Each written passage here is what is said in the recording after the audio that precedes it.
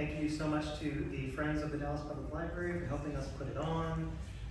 Thank you, TLA, for being in town. Anyone here from TLA? Any TLAers, librarians in the house this evening? You? Yeah. The librarians were quieter sort. And then, of course, thank you so much to Martha Wells, the wonderful Martha Wells, for being with you.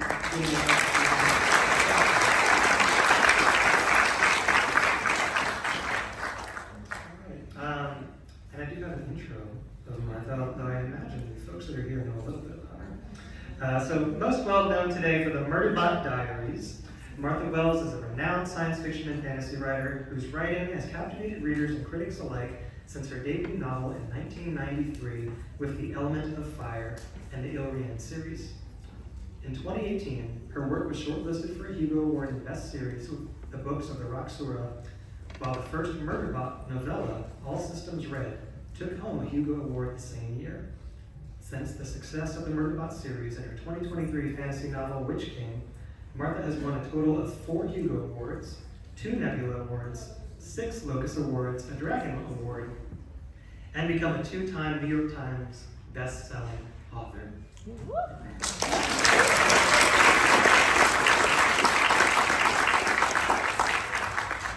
And my name is Rudy. I'm one of the librarians here for the Dallas Public Library.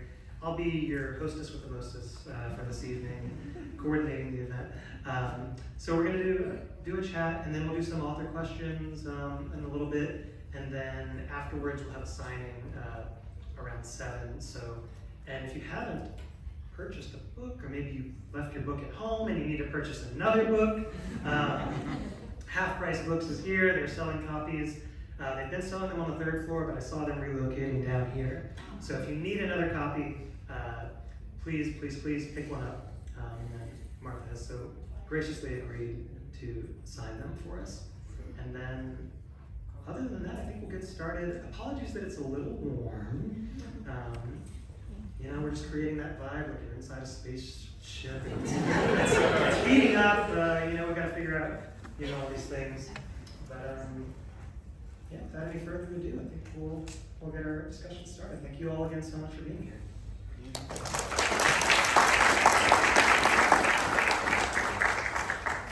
Testing. All right. Mika, hello. Hello. How are you? Oh, pretty good. It's been I just came in. I flew in from College Station this morning for the TLA over at the convention center. Is this mic not working? You just have to press it harder. Well, wonderful. And you are no stranger to this area, is that correct? No, I actually grew up in Fort Worth. Do we have any Fort Worthers in the house? Yeah. All right. Wonderful.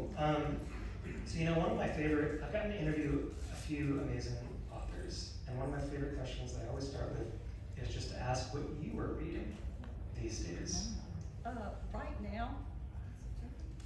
Right now I'm reading the new Lady Astronaut novel by Mary Robinette Kowal.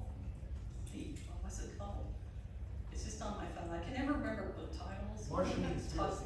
The Martian Conspiracy? Is that what it's called? There's something else. I know they're on Mars. I know, but yeah, I'm about a third of the way into it, and it's really good.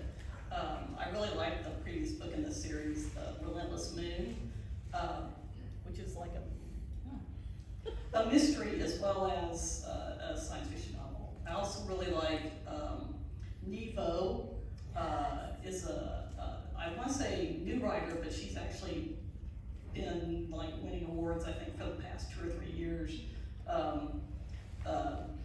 Her fantasy, The Chosen and the Beautiful, is a retelling of The Great Gatsby. Really fabulous book. Just really amazing. Also like N.K. Jemisin a lot. The 5th season, Kate Elliott is incredible fantasy writer. She has a new book coming out in June called The Witch Rose. I'm really looking forward to. Wonderful, thank you. That satisfies my own librarian heart too. I'm always wondering what people are reading, so that's wonderful to hear.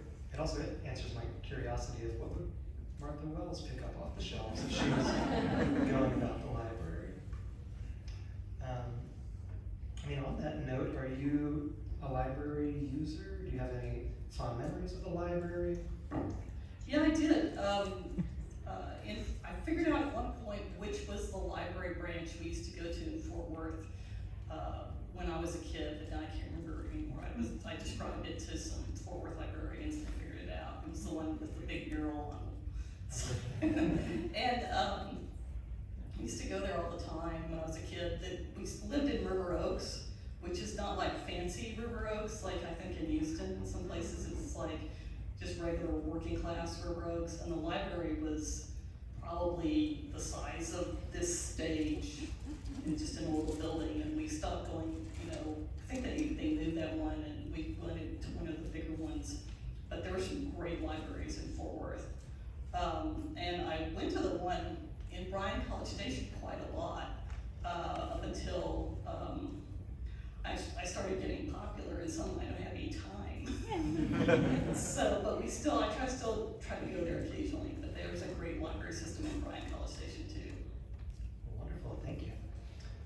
So I used to ask this question a lot when around the pandemic time, and that it was interesting how the answers varied. But I still like to ask it, how has the process of writing been for you lately, especially with, I'm sure it's no secret, the exciting news that there's a TV series for Murderbot coming out soon. Very exciting. Yeah, it's coming out on May 16th.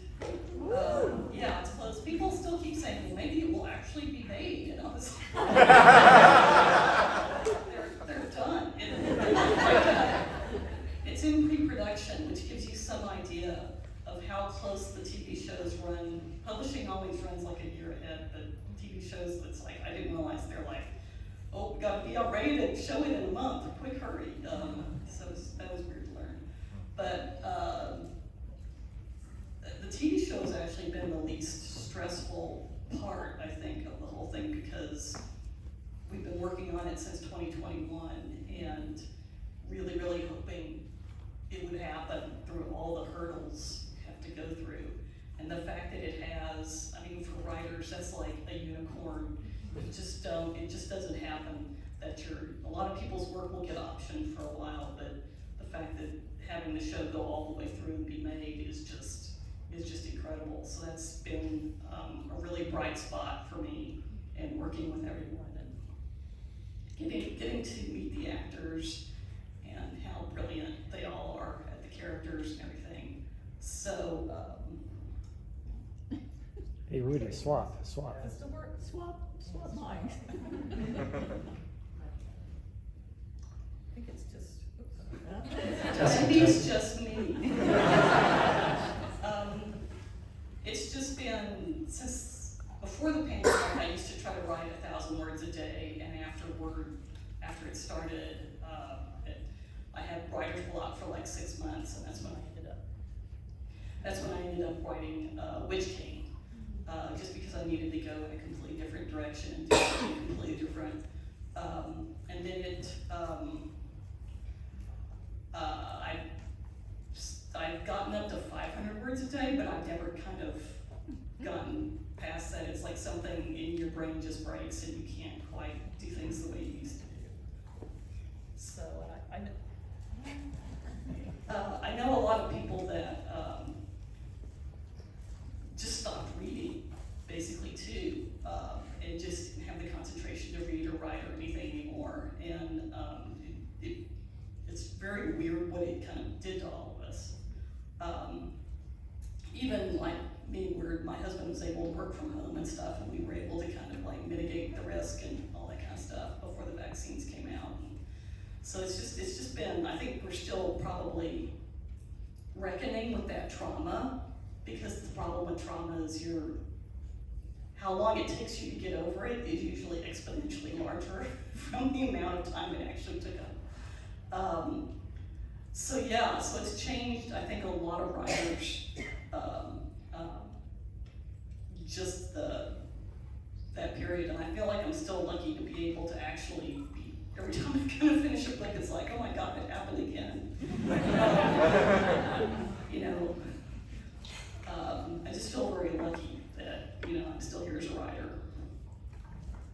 I think we're very glad you are. I can speak from experience. I think like anyone here could that we host book clubs and things at the library, and I've had many patrons say this author's writings really meant a lot to me. Sometimes during a really difficult time, Murderbot was there for me, is what somebody told me once upon a time. So just to plug in and say, thank you for your writing, and thank you for keeping going at it.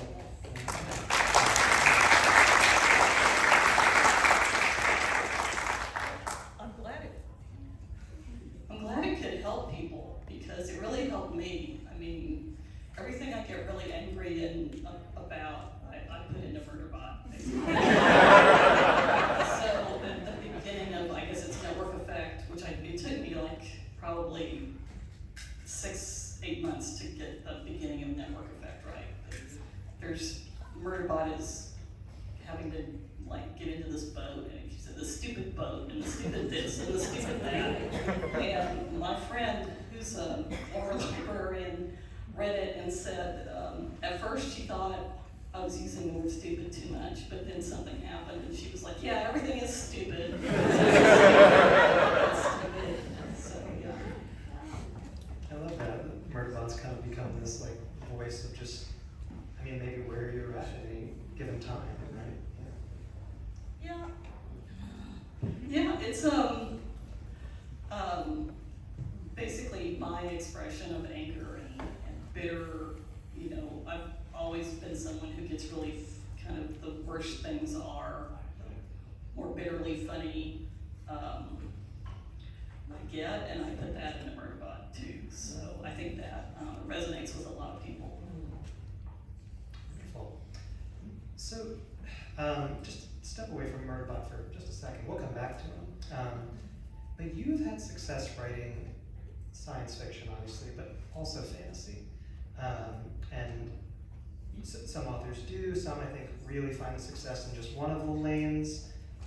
How do you approach the genres differently? Is it a different kind of preparation that you do, or are there any similarities there at all? It never wants to work the first time. There's a lot of similarities, and I kind of approach them the same way because Murderbot is far future, and far future science fiction is as much made up as magic and fantasy is made up. It's like fantasy can be based on sort of real world stuff, but mostly it's the technology and everything. You have to make it up. And now the problem with science fiction is that making up technology that's actually further advanced than what we're doing now.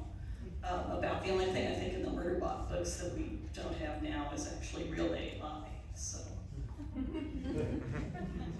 That's great. So hop back onto Murderbot. Where did this idea for this character originally come from for you? And when you were creating Murderbot, how did you develop its voice? It doesn't work on the first try. Basically, the idea just kind of, I was finishing The Harbors of the Sun, which was the last fantasy book in the books of the Raksura, and that was, I was really working hard on it and trying to do some things I hadn't done before and give closure to the people who've been reading the series, and so I was working really hard. And the original idea was kind of obviously a science fiction idea. It was the only way it would work was as a science fiction story. And it was going to be a short story with a sad ending. And then as I started working on it, I think the first thing I did was write the scene between Dr. Mensa and Murderbot in the cubicle talking. And that kind of set the tone for the rest of it. And you kind of don't know where ideas come. It's like I've always been a science fiction reader. So, I think I was probably really influenced by Anne Leckie in the Ancillary Justice series. But yeah, just and the voice is, especially with a first-person story, trying to get the voice of the character for me is the hardest part. And once I have that voice, that's when I can really start working on it. I did a fantasy short story called The Salt Witch, which is online at Uncanny Magazine. And it took me a year to get that voice. It was a year to write that short story. Most of it was trying to find the right voice. And it's just, it's just that conveys who the character is. It's kind of like, I had an artist friend explain once that when he's drawing a new character, he does the eyes first. And once he gets the eyes, he kind of knows who this character is. And so I think the voice is the same way with writing. That's fascinating. And now we're getting a television show. So not only will Murderbot have a physical voice from an actor, but a face as well. Can you talk a little bit about how that is for you? And I mean, does it, I don't know, at all maybe change how you might approach the series going forward? It doesn't really change it. It doesn't, no, I don't know. It doesn't really change it. It's just, I've explained it before, it's like the TV show is like really good fanfic. It's it's someone else's interpretation of the book. The books don't change. It's someone else interprets them, and that's kind of the fun thing about fanfic is you can do all these different interpretations, and it doesn't change the original. So that's kind of what the show is, and it's just really, really good fanfic. And I think some people who haven't read the books are going to kind of focus more on it, and it's gonna maybe change some people's perceptions of the characters or whatever. But it doesn't really change, how the books affect on people. It's separate. You can't really take a piece of written work, especially something that's so introspective and in first person, and expect to copy it verbatim onto the screen. And actually, when you see movies that have tried to do that, like the first couple Harry Potter movies, they're boring. Because if you've read the book, you know pretty much everything that's gonna happen. There's no surprises there. And I think it's just not very, very effective as a way to tell a visual story. And I think what they did with the series is just really cool, and it's a great. I see it as a really great companion to the books. I love that. I love that answer of almost being a fan fiction in a way, or just a companion. Because I have heard, sometimes folks will say like, "Oh man, I never saw a face before, and now I'm going to imagine that." But I think what you're saying is a great response to that. I mean, obviously you're the person to say it. But yeah, I just love that. Were you able to be pretty involved in the coming together of the show? Yeah. Yes, I wasn't able to write on it because I'm not in the union, and I kind of didn't want to be because they work 12-hour days. The reason there's so many unions in Hollywood is because otherwise they'd all be dead from overwork. It's really hard. It's a really hard job, and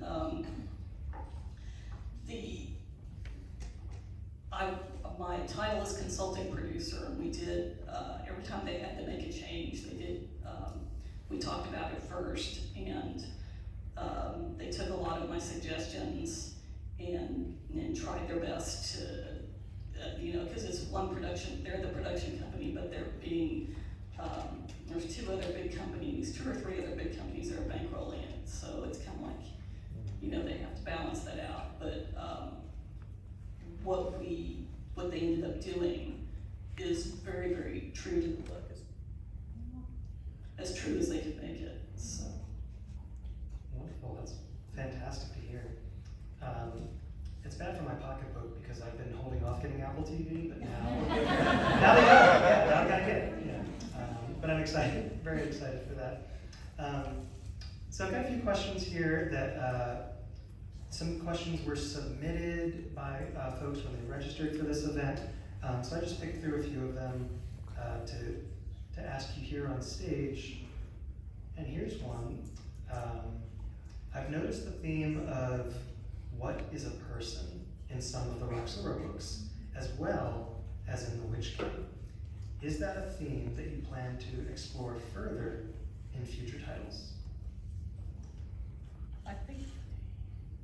I think so, because it's kind of, I've realized something that was really important to me growing up. I guess if you grew up in the 70s, you kind of realize how much misogyny there was, and it was really internalized, and it was really just everywhere. And so there were, and I think I'm still contending with that, even years later, is just the idea that did my own father even think I was a person, you know, or was I just a, you know, whatever, a lesser being that, you know, he was okay with existing. So that kind of is probably one of the reasons I keep going back to that. And it also seems really relevant in our current culture of hatred and fear and everything else that's been going on now, so. I think it's a theme that definitely has resonated and will continue to resonate with readers. Another question here. If you could speak with your younger self when you were just starting writing and publishing, what advice would you share with that younger self? I would probably, I would want to say to write faster, but, because but that's kind of not something you can just turn on and off. You have to, I always feel like storytelling, even though it's sort of intrinsic to people, to really be able to get that on the page, it's almost like you have to sort of build structures in your brain, and so you have to do a lot of just work and experience to build that up and learn how to really express yourself.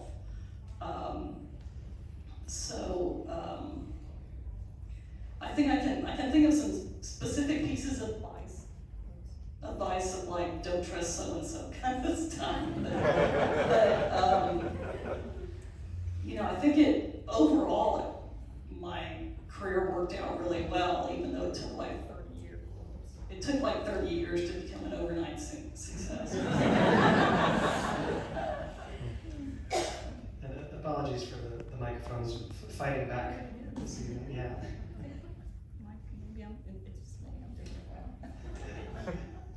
Well, this next question, I don't know if it's quite fitting, but it's about technology. So AI is becoming much more of a prevalent just concept. It's become an everyday word, especially now around us. How do you feel like that will affect, if it will affect in any way, our view of Murderbot as the series goes on? Murderbot is an actual real machine intelligence, and that's not what we have now. We don't really have AI. We have something that people who want to make a lot of money call AI. And it's not. It's like we've had algorithms for a long time that were really good at processing large amounts of data. If you're a Lord of the Rings fan, you can look at, if you have the box set, there's a bunch of documentaries, and one of them talks about the algorithm they were using to basically do the large armies. So they had this program that would basically make a decision for each one of those figures, so they would look and move like real people.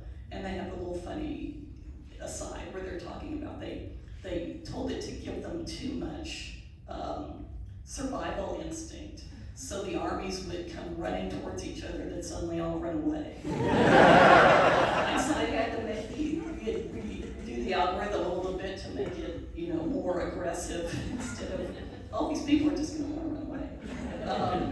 But it's an algorithm, it's not AI. And we don't have that now. We don't even have a good AI search engine. I mean, it's not Siri. You tell Siri to do something and it goes and looks it up and says it's this from Wikipedia or whatever. And ChatGPT just puts words together that it's seen, that it has been fed, that go together, that it thinks go together. So it'll just, vomit out a lot of weird crap. I mean, it's accused people of murder. It's told people to eat poisonous mushrooms. And the biggest problem right now with publishing is that a lot of the small magazines that operate on, a lot of science fiction and fantasy magazines, they barely make enough for the editors to pay themselves, and they usually can't afford to hire many people, and they're being flooded with AI submissions that are just, it's to the point where some of them have just had to close submissions entirely. And it's really a pain because this is, people all over the world were submitting to these magazines and getting, and it was a way to get stories from writers in other countries and translated and all this stuff, and now it's just, some of them just can't go on anymore. So, it's basically a con game. It's the same, the way that's applied now, and it does, I think the big problem is gonna affect actual AI algorithms that are not like sentient, but do things like, parse large amounts of astronomy data and, medical data and that kind of thing. So it's just a big mess. So Murderbot doesn't get blamed for it when it inevitably crashes, like NFTs did and crypto and all that kind of stuff. But it's the same kind of scam. So No, that was, whoops. I know that was really depressing, but that's what's basically going on. Don't use ChatGPT. Well, that's a perfect time for me to plug that if you have an everyday question, your Dallas Public Library or your local library is there for you to help you answer the question with our various amounts of resources, hopefully more reliable than ChatGPT. Okay, so this is kind of summing up a lot of the questions. A lot of folks in their submitted questions just want to know what can we expect from Murderbot going forward. Is there a grand master plan or? No, there's not a grand master plan. I kind of been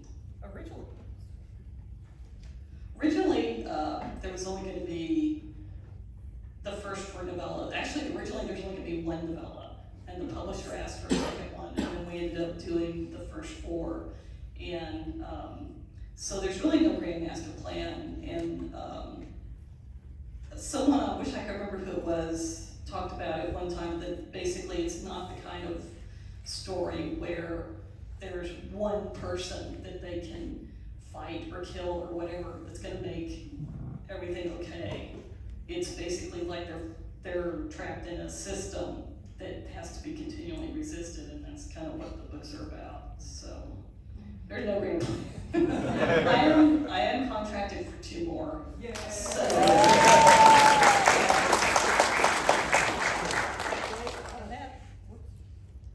And that may be the last one, because I told some people when we were talking before this started that, yeah, sometimes you've told the story and there's not anything else there to tell.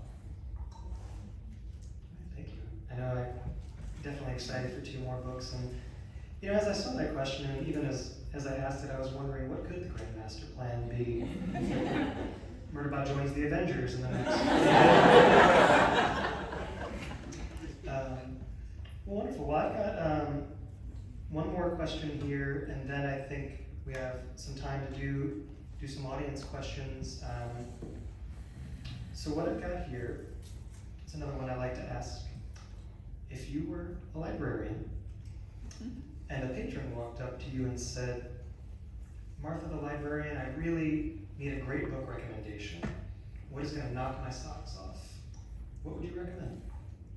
I think I just figured out how to remember how it works. Hold on. It would depend a lot. I would have to ask them what they like to read, because it's like there's so many.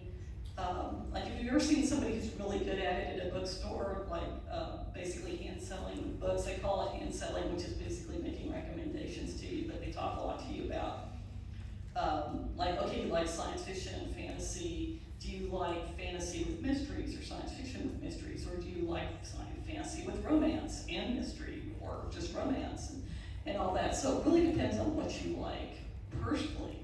And I think that's the cool thing about being a librarian, especially if you're really specific to certain areas and you can really make good recommendations, is kind of teasing out of people what they're really looking for.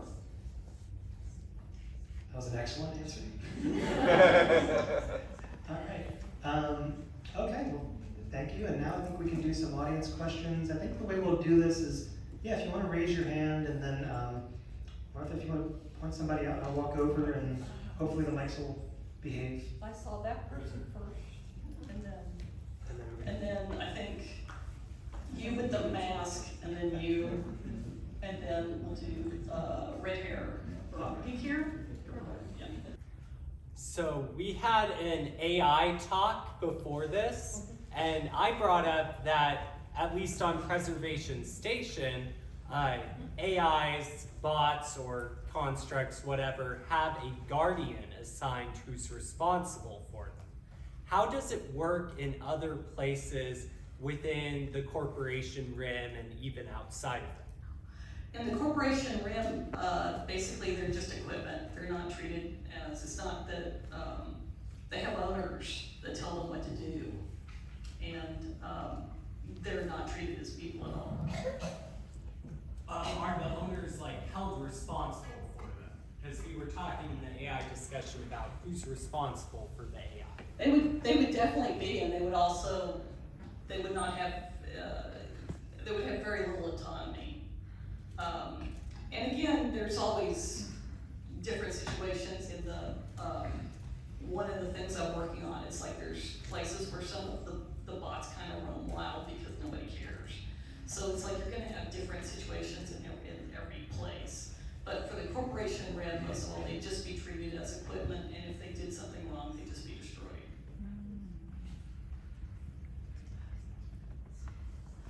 So I was wondering, as a follow-up to our host's question, if Murderbot walked into a library, what would you recommend to them? What would it? What would you recommend to Murderbot? Oh, recommend the Murderbot. Probably probably everything. When you can go through so much material so fast, it's not the matter of what are you gonna look at next. It's or read or watch next. It's keeping the supply up. I think. Oh, I can project. Perhaps the answer to that question would be Darwinian evolution. It would go through all the books and select them all. But so the last 15 years of my life has been dedicated to philosophy and science, especially with respect to the evolution of human creativity, aesthetics, and art.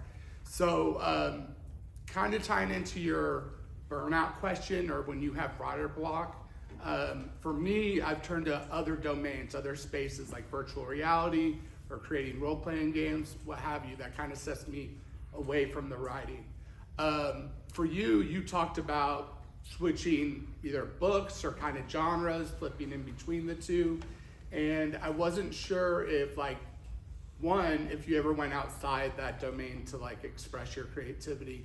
And two, in the process of switching between genres or books, if you were oh, well, what I've written over here actually might tie better into the story over here, or vice versa. Does that make any sense? Yeah, kind of. One thing, I don't have any other creative outlet except maybe cleaning the house. I write, and that's pretty much, and then my hobby is watching TV and reading, basically. So I used to do other things when I was younger. I used to draw and stuff like that, but I haven't done that in so long. Also, my hands are kind of messed up. So yeah, I don't do anything else. So switching genre is basically, it's kind of gets into, Murderbot was a like 5-book series, I think, when the pandemic hit. And though I think the 5th one hadn't quite come out yet, but maybe it was 4 books, anyway. But when you're doing a series, you get very like wrapped up in, you have to, with the same set of characters in the same world, you're building on that, but you also really have to keep in mind what you've done before. And so that kind of starts to limit you. I mean, you try to keep your boundaries open so your world is expanding out, but it kind of limits you again, where you have to, when you're coming up with new things, you're trying not to contradict stuff you've done before. And so it's kind of really fun and freeing just to start a new book in a new world with new characters, because you're really in a place where just anything can happen. And you don't have to worry about what the world building you've already done for this other series. So that's kind of a good way to kind of loosen up and you know, give yourself a break, basically, and give yourself time to think about why you're stuck on the other thing you were trying to work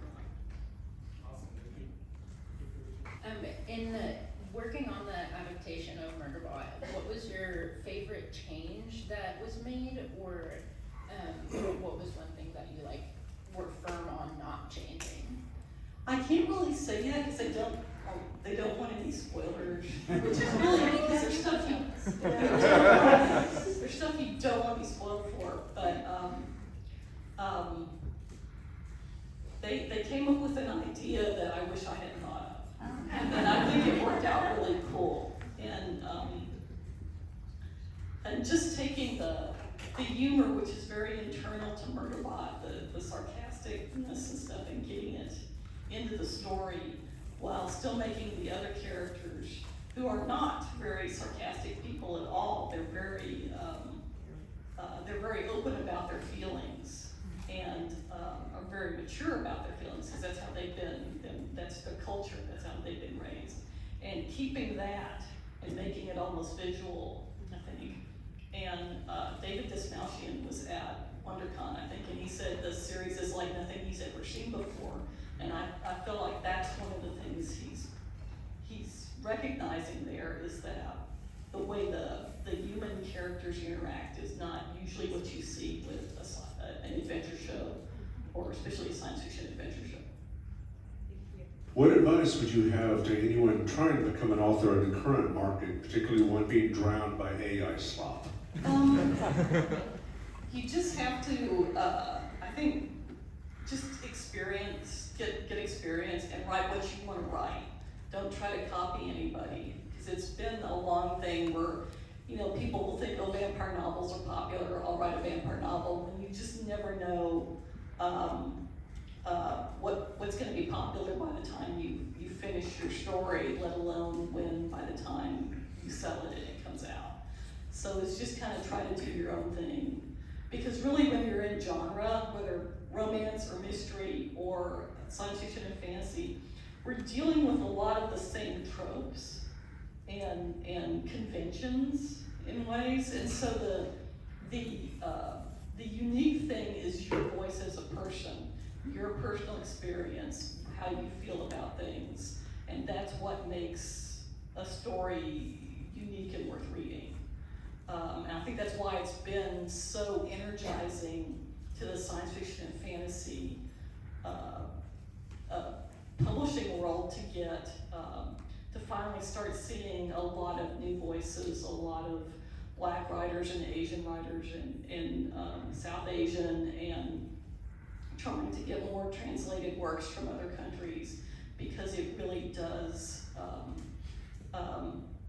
It's that uniqueness of personal experience that makes things worthwhile. It's kind of like why AI writing is so bad. It's like they're taking out the personal experience component. It's just an amalgamation of all these things that have already been written. So it's the personal experience that your happiness, your trauma, your sadness that make your story, worth other people reading. Thank you. I was wondering what your thoughts on the ethical dilemma of humans actually creating a true AI, and how you feel about that. That's a really good question. Actually, at the Nebula Awards, I guess it was in 2018, they made me moderate a panel between people who were actually AI and robotics experts and real scientists, and then Matthew Kressel was there with me for some reason. And it was a really fun panel, but I was like having to no, you don't let her finish, and kind of thing. But it was actually a really fun panel. One of the young guys, there's a story by Veena G.M. Prasad, and I think it's called Fandom for Robots, about the first sentient robot in the world that's now out of date, and it's just in a museum in Tokyo, and it gets let out, it just sits around basically, and then it gets to do a presentation 20 minutes to the visitors every day, and that's it.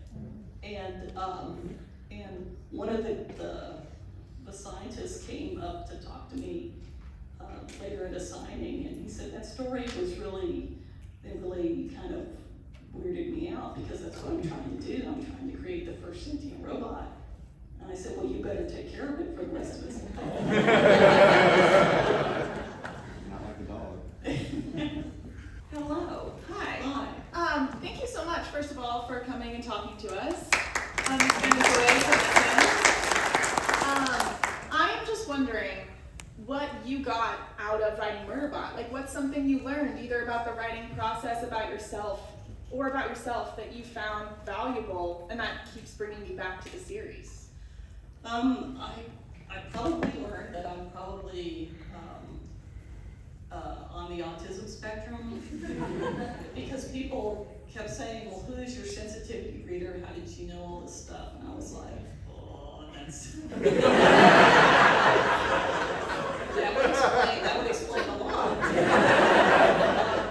Because when you grow up, especially as a girl in the 70s, they weren't diagnosing people with ADHD or autism or anything. You were just a troublemaker, So I did really learn a lot about it. And it's made me, especially questions I'll get from people about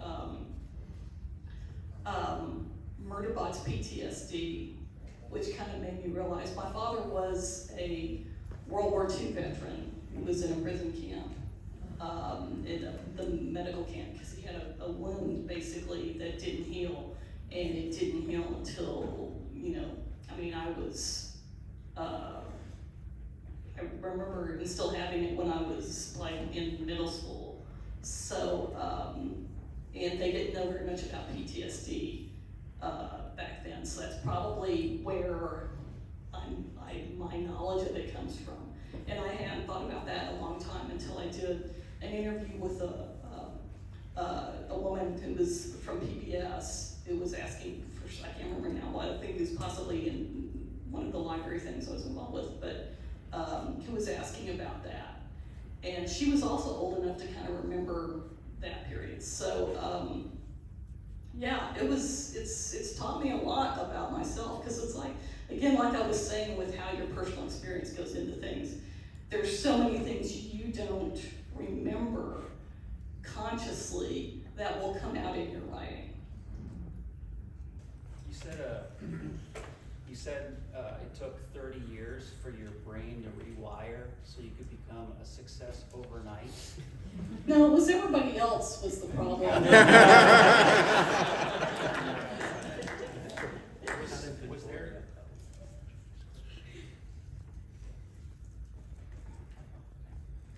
Was there any moment during that period where you tangibly felt like you were improving as a writer, or like an aha moment where you felt like when you were just putting words down on the paper, you improved noticeably? Yeah, I feel like there's plenty of moments like that, because you wouldn't try to sell the first book or the first story if you didn't think it was good.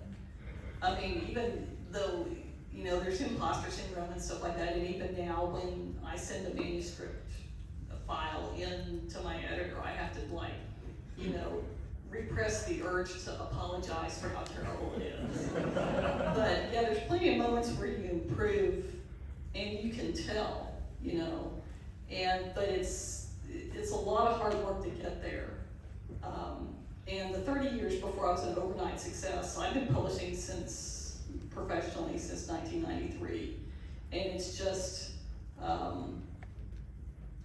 not an easy job. And there are people who are much better writers than I am who have not been able to get published or to stay published. It's not really a thing where you sell a book and then you're published for the rest of your life or whatever you want to do. It's more like each time your contract runs out, it can be almost like completely starting over again. So until for some reason everybody likes your stupid little robot store. So yeah, it's you know, there's a thing. It's sort of from Star Trek, and it's sort of also something Beyonce said, where you can Captain Picard and Beyonce said that you can do everything right but still fail, and that's just the way life is. And that's publishing in a nutshell. How have advances in technology affected your writing? Like, new discoveries, how have they affected what you're writing about? Like, do you get more inspiration from whatever was being discovered at the time? It's not so much I'm getting inspiration, but, you know, like, you come up with a way you want a thing to work, and then you'll read something like about the way of being able to encode data into DNA, and you think, that would explain how my thing works. It's not like that. It's like you're coming up with what you think is far future technology, and someone is actually creating it. And so it's kind of like, it's not so much inspiration, but it's sort of like backfill. Like, somebody just linked to me on Blue Sky where they made a drone that was literally like the size of a dime. And, well, that's great, that can get in anywhere, can't it? So, great for fiction, terrible for us. So I just wanted to know that, growing up in Fort Worth, is there any, like, lingo or, locations and things that kind of bled into the pages of it? Like Texas lingo, in a sense. Not especially for Murderbot, but when I was growing up, we would call everybody Budrow. I don't know if I'm not sure if it's real Spanish or just kind of slangy Spanish, but it was something everybody was calling each other, and I used that in a story, and everybody was like, what's this? And it's like, what people say this all the time. In Fort Worth, yeah. But yeah, I think that's the only thing I remember. I know there's a lot of, you're very affected by your environment, you know, and your culture that you grow up in. I think probably the other thing, it was that same story that made me realize it.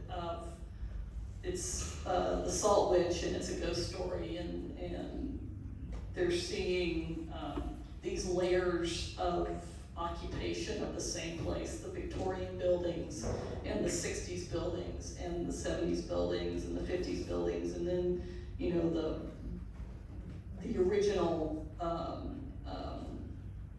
inhabitants, the original Indians that lived there, and all kind of mushed together. And in an interview, someone asked me if, how I kind of came up with that, this idea, and I was thinking, well, I see that where I live all the time. You see the Victorian buildings next to the ugly 60s building, and the 70s building, and then the 80s, and the skyscraper, and you can like look outside my hotel at the Dallas downtown and the older buildings that are mixed in with those skyscrapers. And I think especially in Texas maybe, I'm sure it's like this in other places too, but all those layers of everything that happened are still there, are still visible. Like, we've never gotten over any of these terrible things that happened. They're still in the landscape, and we still see them every day, and that's probably why we as a society have so much trouble moving forward, because it's all still here, but people don't want to acknowledge that. It's still here the same way the buildings are here, you know, if that makes sense. All right, thank you so much, y'all. I think that was wonderful. Thank you. Can we get another round of applause?